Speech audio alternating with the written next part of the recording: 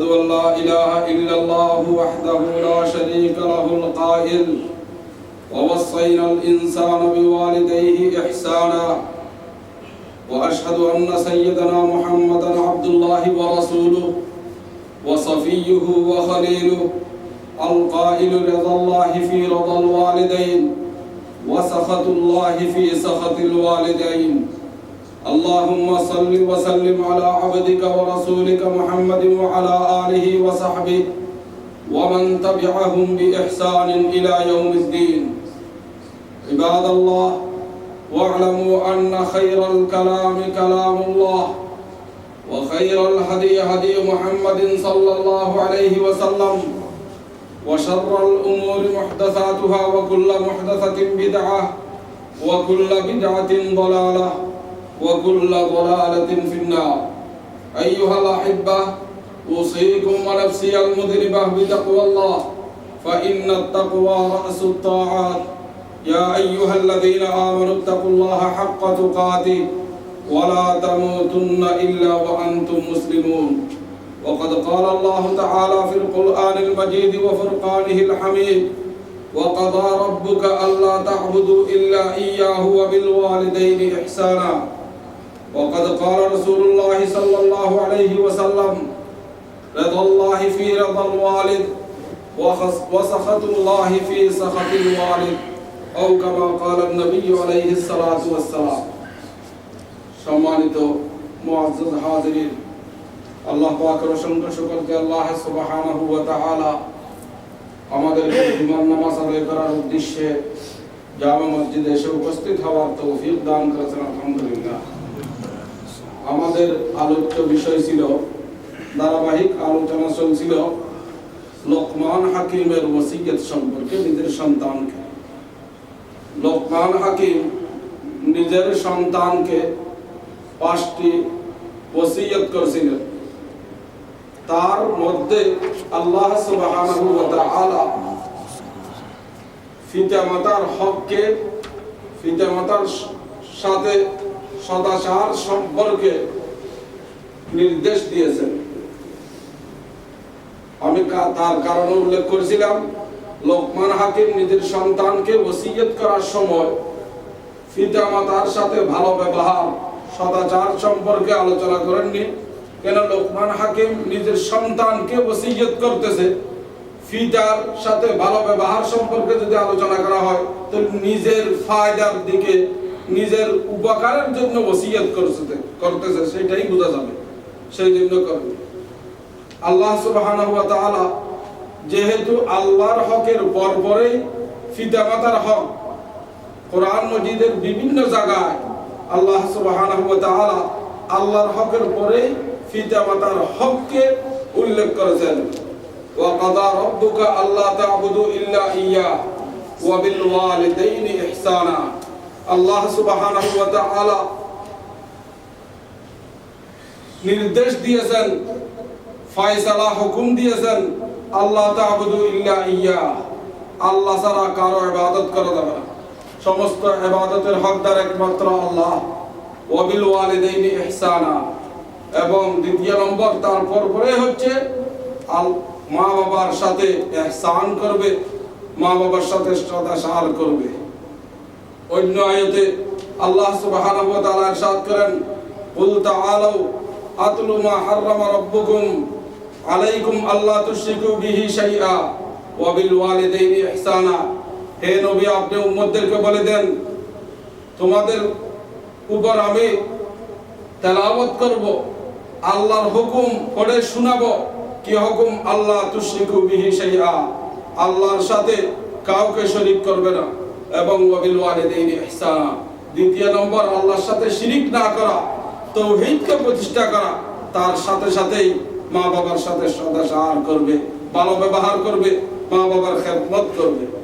অন্য আয়াতে আল্লাহ সুবহানাহু ওয়া তাআলা ইরশাদ করেন: ওয়া'বুদুল্লাহ ওয়া লা তুশরিকু বিহি শাইআ ওয়া বিল ওয়ালিদাইনি ইহসানা ইত্যাদি কোরআনের বিভিন্ন জায়গায় আল্লাহ সুবহানাহু ওয়া তাআলা আল্লাহর হকের সাথে পিতামাতার হককে একসাথে মিলিয়েই বর্ণনা করেছেন। তাহলে বুঝা গেল, একজন ব্যক্তির জন্য আল্লাহর হকের পর আল্লাহর হক পরিপূর্ণ আদায় করার পর দায়িত্ব হচ্ছে মা বাবার হককে ঠিকমতো কি করা, আদায় করা।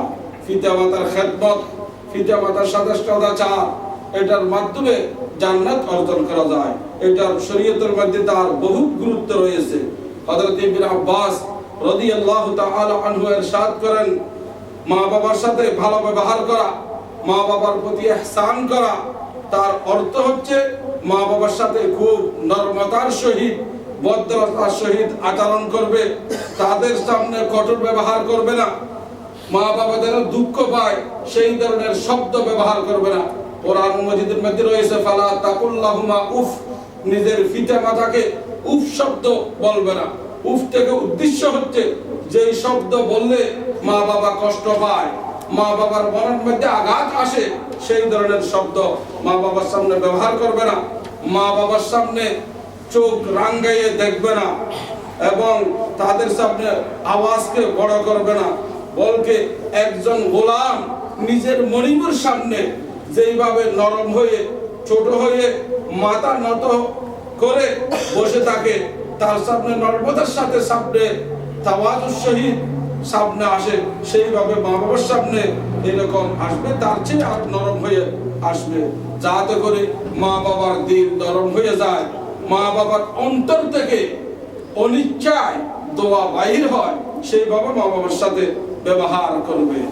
সেই জন্য এবং সাথে সাথে তার মধ্যে শেষ নয়, এরপরে মা বাবার জন্য দোয়া করবে। আল্লাহ সুবহানাহু ওয়া তাআলা মা বাবার এই কিভাবে ব্যবহার করবে মা বাবার সাথে, এটা বর্ণনা করার সাথে সাথে বলতেছেন ওয়াকুর রাব্বিরহামহুমা কামা রাব্বায়ানি সগীরা। আল্লাহর কাছে দোয়া করবে, আল্লাহ আমার দুই মা বাবার উপর আপনি রহম করুন, যেভাবে এই সেই মা বাবা আমাকে ছোটকালে, শিশুকালে লালন পালন করেছিলেন, সেই জন্য এটার প্রতি লক্ষ্য রাখতে হবে। এই লোকমান হাকিমের ওসিয়তের মাঝখানে আল্লাহ সুবহানাহু ওয়া তাআলা ইরশাদ করেন, ওয়াসাইনাল ইনসানা বিওয়ালিদাই হামালাতহু উম্মুহু ওয়াহানান আলা ওয়াহানিন ওয়া ফিসালুহু ফি আমাইন আন ইশকুর লি ওয়া লিওয়ালিদাইকা ইলাইয়াল মাসির। আল্লাহ সুবহানাহু ওয়া তাআলা বলতেছেন, আমি ইনসানকে ওসিয়ত করেছি, ইনসানকে নির্দেশ দিয়েছি বিওয়ালিদাই, নিজের দুই মা বাবা সম্পর্কে। হামালাতহু উম্মুহু ওয়াহানান আলা ওয়াহানিন, যেই মা সন্তানকে কষ্টের পর কষ্ট স্বীকার করে, ত্যাগ করে গর্ভে ধারণ করছিলেন, ওয়াহানান আলা ওয়াহানিন ওয়া ফিসালুহু ফি আমাইন, এবং তাকে 2 বছর পর্যন্ত দুধ পান করাইছিলেন, সেই মা বাবার সম্পর্কে আমি ওসিয়ত করছি। আনিশকুরলি ওয়া লিওয়ালিদাইকা ইলাইয়াল মাসির, যাতে করে আমার শুকরিয়া আদায় করে এবং মা বাবার শুকরিয়া আদায় করে। এরপর আল্লাহ সুবহানাহু ওয়া তাআলা বলতেছেন, আমি গত সপ্তাহে শিরক সম্পর্কে বলছিলাম, এই ধরনের মা বাবা আল্লাহর পরে প্রত্যেকের জন্য সবচেয়ে বড় হচ্ছে নিজের পিতামাতা। পিতামাতাও যদি আমাকে আপনাকে বাধ্য করে আল্লাহর নাফরমানি করার জন্য, আল্লাহর সাথে শিরক করার জন্য, কালা যাবে না। ওয়া ইন জাহাদাকা আলা আন তুশরিকা বিমা লাইসা লাকা বিহি ইলম ফালা তুতি'হুমা ওয়া সাহিবহুমা ফিদ দুনিয়া মা'রুফা ওয়াত্তাবি' সাবিলা মান আনাবা ইলাই। আল্লাহ সুবহানাহু ওয়া তাআলা বলতেছেন, এই মা বাবা যদি আপনাকে বাধ্য করে আল্লাহর সাথে শিরক করার জন্য, আল্লাহর নাফরমানি করার জন্য, তাহলে সেটাতে কি করা যাবে না, আনুগত্য করা যাবে না, তাদের কথা শোনা যাবে না। এই ছাড়া গুনাহের কাজ ছাড়া যত কথাই মা বাবা বলবে আমার আপনার শুনতে হবে। আর কোন ব্যক্তি, কোন মা বাবা যদি পিতা মাতাকে পাপের কাজের জন্য বাধ্য করে, সেই পাপের কাজ করা যাবে না। ফালা তুতি'হুমা বলা হয়েছে, ওখানে বলা হয় নাই সেই মা বাবার সাথে নাফরমানি করো, এটা বলা হয় না ফালা তুতি'হুমা। এই যেই নাফরমানির কথা বলবে সেই পরিমাণে আনুগত্য করা যাবে না, তার কথাটা শোনা যাবে না।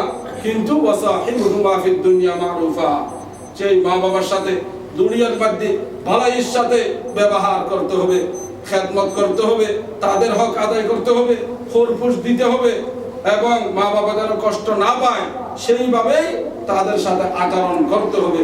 যদিও মা বাবা আপনার সাথে নাফরমানির ব্যবহার করে, তৈরি বুঝে গেল।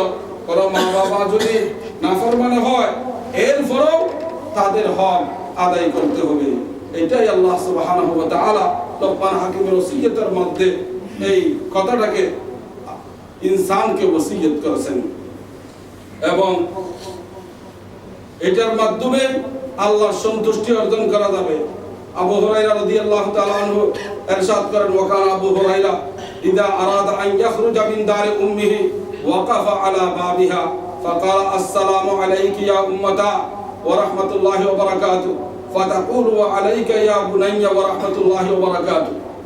আবু হুরায়রা রাদিয়াল্লাহু তাআলা যখন নিজের ঘর থেকে বাইর হওয়ার ইচ্ছা করতেন, ঘরের দরওয়াজার মধ্যে দাঁড়িয়ে নিজের মাকে সালাম দিতেন আদরের সহিত, এ আমার আদরের মা, আপনার উপর শান্তি বর্ষিত হোক, এবং মাও সালামের জবাব দিতেন, আমার আদরের সন্তান, তোমার উপর শান্তি বর্ষিত হোক এবং তোমার উপর আল্লাহর রহমত ওয়া রাহিমাকাল্লাহ কামা রাব্বাইতানি সগীরা, তোমার উপর আল্লাহ পাকের রহমত বর্ষিত হোক, আল্লাহ পাকের পক্ষ থেকে রহমত আসুক, যেভাবে তুমি আমাকে ছোটকালে লালন পালন করছিলা।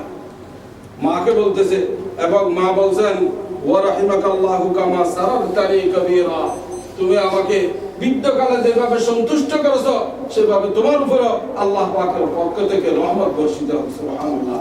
সেইভাবেই ঘরে প্রবেশ করতেন, সেইভাবে ঢুকতেন। এটাই হচ্ছে মা বাবার সাথে সদাচার এবং ভালো ব্যবহার করা। রাসূলুল্লাহ সাল্লাল্লাহু আলাইহি ওয়াসাল্লাম ইরশাদ করেন, وفي الصحيحين من حديث عبد الله بن مسعود رضي الله تعالى عنه قال سألت رسول الله صلى الله عليه وسلم أي الأعمال أحب إلى الله قال الصلاة على وقتها ثم أي قال ثم بر الوالدين قلت ثم أي قال ثم الجهاد في